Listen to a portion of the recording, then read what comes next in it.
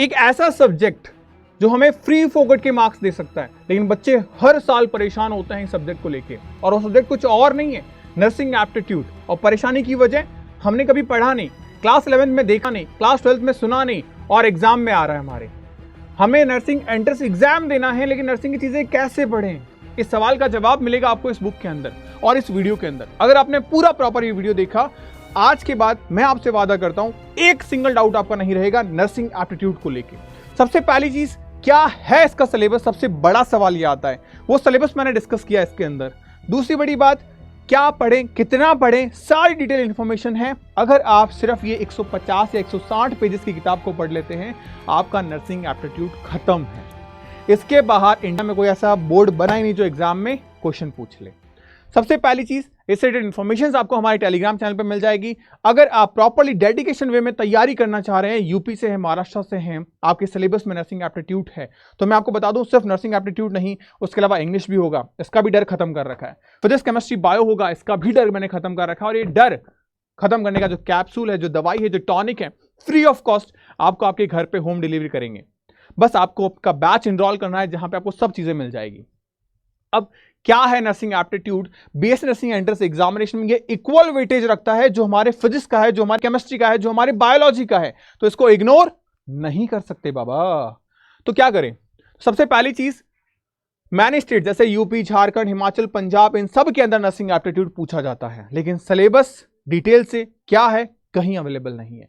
तो हमने कुछ पुराने साल के पेपर देखे डिफरेंट स्टेट्स के, और वहां से मोटे मोटे तौर पे एक आइडिया लगा कि यार ये एग्जाम में पूछी जाती है, जो बच्चों को हमें सर्कुलेट करनी चाहिए। सबसे पहले उत्तराखंड के अंदर नर्सिंग एप्टीट्यूड सब्जेक्ट जो है वो इंट्रोड्यूस किया गया था, उसके बाद में वेरियस स्टेट्स ने इसको इंट्रोड्यूस कर दिया है।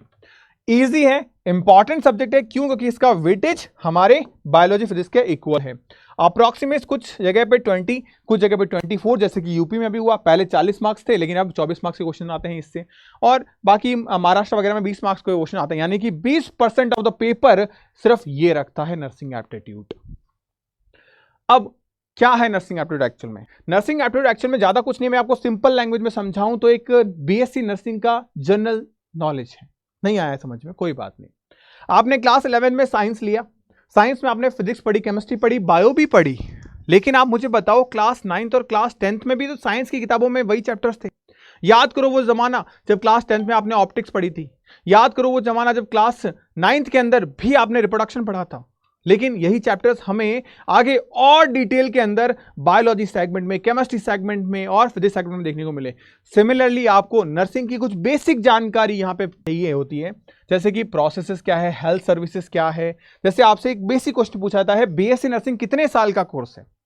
सिंपल सी बात है, 4 साल का, ये क्वेश्चन आ जाता है। अच्छा, बीएससी नर्सिंग के अंदर ऐसे कौन से कोर्सेज हैं जो सिर्फ डिप्लोमा बेसिस पे हैं? तो हमारे पास फिर ऑप्शन आ जाता है एएनएम एंड जीएनएम। ऐसे कौन से हैं जो ग्रेजुएशन लेवल पर हैं? तो हमारे पास आता है बीएससी नर्सिंग। एम्स जो है उसकी स्थापना कब एस्टैब्लिश हुआ था एम्स पहला? तो 1951 के अंदर। अच्छा, नर्सिंग की जो फादर है वो किसे कहते हैं? तो नाइटिंगेल मैम को कहते हैं। तो कहीं ना कहीं जो फ्लोरेंस नाइटिंगेल से रिलेटेड क्वेश्चंस हो गए, इस तरीके के बेसिक जीके डेटाबेस क्वेश्चन आपसे पूछे जाते हैं नर्सिंग एप्टीट्यूड के अंदर। टॉपिक जैसे क्लीननेस हो गया, हाइजीन हो गया, आपका हेल्थ प्रमोशन हो गया। बच्चों को लगता है इसमें पता है क्या क्वेश्चन पूछेंगे, टाइफाइड हो गया, कौन सी मेडिसिन देंगे, कितने एमएल देंगे। ये नहीं पूछा जाता आपसे, ये तब पूछा जाएगा जब आपकी जॉब लगेगी, जब आपका बेस नर्सिंग कंप्लीट हो चुका होगा। इस लेवल की इंफॉर्मेशन आपसे अभी नहीं पूछी जाती है, तो डरना नहीं है आपको। गवर्नमेंट हेल्थ स्कीम्स, जैसे जो भी स्कीम्स लेके, जैसे आयुष्मान भारत का नाम आपने सुना होगा, तो इस तरीके की चीजें आपसे पूछी जाती है। आयुष्मान भारत हो गया, नेशनल हेल्थ मिशन हो गया, तो ये सारी चीजें आपसे क्वेश्चन पूछे जाते हैं। अब कैसे स्टडी करें? आपको ज्यादा नहीं, सिर्फ 1 घंटा निकालना है। और नोटिस करो, जो आपके बैचेस में हम आपको पढ़ा भी नहीं रहे। हम आपको क्यों नहीं पढ़ा रहे? Because English and nursing aptitude GK एक छोटा सब्जेक्ट है। अगर आप 40 घंटे भी इसको ढंग से दे देते हो, तो आप आसानी से 20 में से 20, 25 में से 25, 24 में से 24 मार्क्स लेके आ सकते हो। करना क्या आपको? बस 30 से 35 घंटे पढ़ना है कंप्लीट, इतना ही सिलेबस है आपका ये, और आप easily full out of full marks लेके आ सकते हो अपने फर्दर जो भी आपका एग्जामिनेशन होता है। अब इसका सिलेबस क्या है? सबसे पहली चीज, नर्सिंग के प्रोफेशन आपसे पूछे जाते हैं, जैसे कि बीएससी नर्सिंग, जीएनएम, एएनएम, और इसके भी आगे एलाबोरेट करते हैं। जैसे आपने देखा होगा, सर हार्ट का डॉक्टर कार्डियोलॉजिस्ट, सर किडनी का डॉक्टर नेफ्रोलॉजिस्ट, सर ब्रेन का डॉक्टर सर न्यूरोलॉजिस्ट। तो ये डिफरेंट आपने क्या देखे हैं, स्ट्रीम देखे हैं, डिफरेंट डॉक्टर्स के आपने फीचर देखे कि हाँ ये डॉक्टर इसके लिए स्पेसिफिक है। सिमिलरली नर्सिंग डिपार्टमेंट भी स्पेसिफिक होता है, इसको हम कहते हैं नर्सिंग प्रोफेशन। फिर इंपॉर्टेंट हॉस्पिटल डिपार्टमेंट, जैसे अभी मैंने 3 डिपार्टमेंट के नाम लिए, वो किससे रिलेवेंट थे। जैसे अगर आपको कोई बोल दे, क्या बोल दे आपको, सिंपली एक चीज बोल दे कि सर ये जो है वो दिखाने गया था डर्मेटोलॉजिस्ट के पास में, तो मतलब ये क्या हो गया, डर्मेटोलॉजिस्ट मतलब वो आदमी किस चीज से बीमार है, स्किन रिलेटेड या सेक्सुअल डिजीज से रिलेटेड, वो क्या है, आदमी परेशान है। तो यानी ये चीजें हमें पता चल जाती हैं। तो ये टर्म डर्मो टर्म, इससे आपको पता चला स्किन या sexual disorder. Similarly basic health and primary health care में क्या क्या चीजें होती है, जैसे फर्स्ट एड में क्या क्या चीजें होनी कंपलसरी है। नेशनल हेल्थ प्रोग्राम कब स्टार्ट हुआ था, इसके क्या रूल्स रेगुलेशंस हैं। मैटरनल एंड चाइल्ड हेल्थ, मतलब एक प्रेग्नेंट लेडी आफ्टर द आपका पास्चुरेशन या उससे बिफोर क्या उनको प्रिकॉशंस या ध्यान रखने चाहिए। हेल्थ एजुकेशन कम्युनिकेशंस के लिए गवर्नमेंट क्या कर रही है, एनजीओज क्या कर रहे हैं, इनकी बेसिक इंफॉर्मेशंस। अब जैसे डिफरेंट आपके पास में डिपार्टमेंट कौन से, न्यूरोलॉजी हो गया, मेडिसिन हो गया, ऑर्थोपेडिक हो गया, पीडियाट्रिक हो गया, ओबीजी हो गया, साइकेट्रिक हो गया, ईएनटी हो गया। ये आपने नाम सुने होंगे, हॉस्पिटल्स में जाते हो तो बोर्ड लगे रहते हैं अलग अलग, इनके क्या फुल फॉर्म्स हैं, क्या किस चीज़ से रिलेटेड हैं, ये क्वेश्चन पूछे जाते हैं। उसके बाद में एनाटॉमी फिजियो बेसिक्स हो गए, हाइजीन सैनिटेशन पे क्वेश्चन हो गए, physical mental and social health पे हो गया, बिहेवियरल साइंस पे हो गया जिनको हम साइकोलॉजी या सोशोलॉजी भी कहते हैं। फिर हमारे पास में WHO के कॉन्सेप्ट्स हैं, जैसे कि WHO जो कि एक इंटरनेशनल ऑर्गेनाइजेशन है जो हर कंट्री के ऊपर कंट्रोल करती है हेल्थ को लेके, चाहे फिर वो एक प्रॉपर इंटरनेशनल बजट हो या इंटरनेशनल गाइडलाइन हो, किसी भी डिजीज को लेके या किसी भी पर्टिकुलर चीज इंस्ट्रक्शंस को लेके।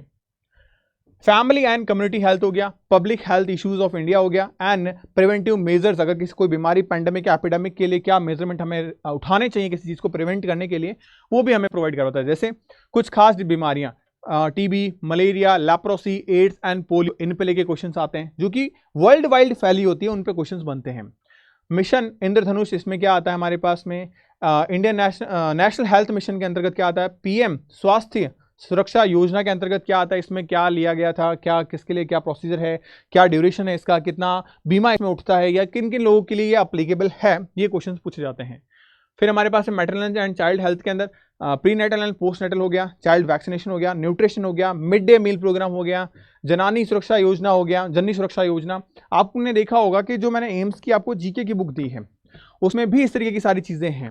आप देखोगे प्रॉपरली हर एक चीज़ सिस्टमैटिक वे में आपको मिलती है, जैसे कि आपको यहाँ मैंने बता रखे हैं प्रॉपरली जो आपकी डायग्राम है, जैसे देखो बेटी बचाओ बेटी पढ़ाओ, अग्निपथ स्कीम, तो इन सब के बारे में मैंने आपके साथ शेयर किया है। तो कुछ इस तरीके की चीज़ें भी आपको यहाँ देखने को मिलती हैं आपके नर्सिंग एप्टीट्यूड के अंदर।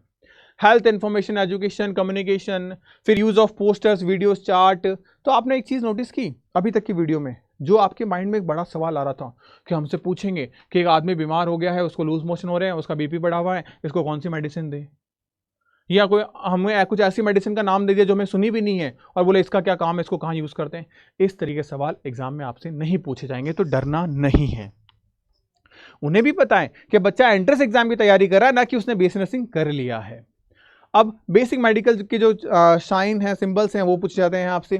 तो ये जो बेसिक चीज़ें हैं वही आपसे एग्जामिनेशन में पूछी जाती है और यही आपका इंटायरली सिलेबस है। अगर आप प्रॉपरली देखोगे तो नर्सिंग एप्टीट्यूड के सिलेबस में यही चीज़ें आपको घुमा फिरा के दी जाएगी। और इस बुक के अंदर मैंने प्रॉपरली सब चीज़ें आपके साथ डिस्कस की हैं। अगर मैं छोटे से तौर पे आपको दिखाने की कोशिश करूं तो आप इंडेक्स में आप देखोगे मैंने सबसे पहले यहाँ पे रखा है नर्सिंग प्रोफेशन इन इंडिया, जिसकी मैंने थ्योरी भी इसमें दी और एमसीक्यूज भी मैंने आपको दिए हैं विद द करेक्ट एक्सप्लेनेशन और डिटेल एक्सप्लेनेशन के साथ में। Various important department in the hospital, उसके बाद में थर्ड सेगमेंट हमारे पास various type of medical specialization, important symbols and sign जो कि हॉस्पिटल में यूज होते हैं, communicable and non communicable disease पे एग्जाम में हर बार क्वेश्चन आता है, वो भी मैंने दे रखा है। और कुछ इंपॉर्टेंट एमसीक्यूज, मतलब करीब करीब इसमें मैंने आपको 1000 प्लस ऐसे एमसीक्यूज दिए हैं जिसमें थ्योरी भी दी है। इसका मतलब हम रिट्रोग्रेसिव कर रहे हैं, हम हमारे एमसीक्यूज हमारी थ्योरी भी क्लियर कर रहे हैं। बहुत सिलेक्टेड वे में मैंने ये बुक आपके लिए बनाई है पिछले 1.5 साल की मेहनत से। तो अगर आप चाहते हैं प्रॉपरली इस बुक को गेन करना, प्रॉपरली अपने 20 में से 20 या full out of full score करना, आप इजीली कर सकते हैं। सिंपली आपको कुछ नहीं करना, आपको properly official website jacademy.in search करना है गूगल पे, और यहाँ पे जाओगे तो बुक्स का डिपार्टमेंट आपको दिख जाएगा। तो यहाँ से आप अपनी बुक्स को ऑर्डर कर सकते हैं। अगर आप स्पेशली नर्सिंग एप्टीट्यूड की और इंग्लिश की बुक चाहते हो तो आप यहाँ से ऑर्डर कर सकते हो। बट सबसे पहली चीज़ मैं आपको कहूँगा, जिन्हें सिर्फ बुक्स चाहिए वो यहाँ से जा सकते हैं, लेकिन सिर्फ बुक लेने से ज़्यादा बेहतर है कि हम कुछ ऐसा लें जिससे हमें और भी चीज़ें हेल्प मिल जाए। आपको लेक्चर्स मिल जाएंगे, 3 बार रिवीजन मिल जाएगा, आपको डेली डीपीपीज उनके वीडियो सॉल्यूशंस मिल जाएंगे, और 250 टेस्ट की ऐसी धमाकेदार टेस्ट सीरीज मैं आपके लिए लेके आ रहा हूँ, वो भी मिल जाएगी इन किताबों के साथ में। तो क्यों ना वो चीज़ें लें, क्योंकि प्राइस में ज़्यादा डिफरेंस है नहीं, और वो है आपके कोर्सेस। आप अगर एम्स की तैयारी कर रहे हैं, एम्स का बैच ज्वाइन करिए। अगर आप जेकेबोपी की तैयारी कर रहे हैं, सीटी की तैयारी कर रहे हैं, पीजीआई की तैयारी कर रहे हैं, नीट की, सीनेट की, या वॉटएवर जिस भी एग्जाम की तैयारी कर रहे हैं, आप एक बार मेरे हिसाब से इस नंबर को जरूर सेव करके डायल करिए, अपनी क्वारी को मेरे साथ व्हाट्सएप पे मैसेज करिए, ताकि आपको प्रॉपरली सारी चीज मिल पाए। एंड सिमिलरली आप ध्यान रखिएगा, 200 बच्चों का लिमिटेड बैच है, ताकि हम हर बच्चे पे प्रॉपरली फोकस कर पाएं।